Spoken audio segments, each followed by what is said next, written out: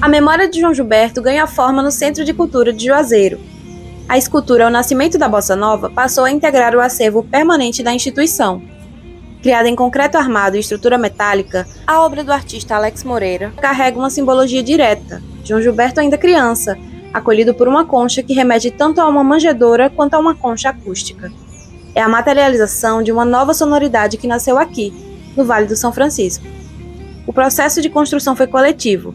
A peça contou com a participação direta de estudantes que integraram a oficina, modelando ao som da bossa nova, que colaboraram na execução da estrutura.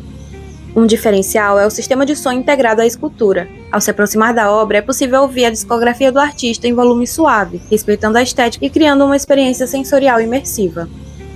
A obra está aberta à visitação pública no Centro de Cultura João Gilberto, de segunda a sexta. Vale a pena conhecer.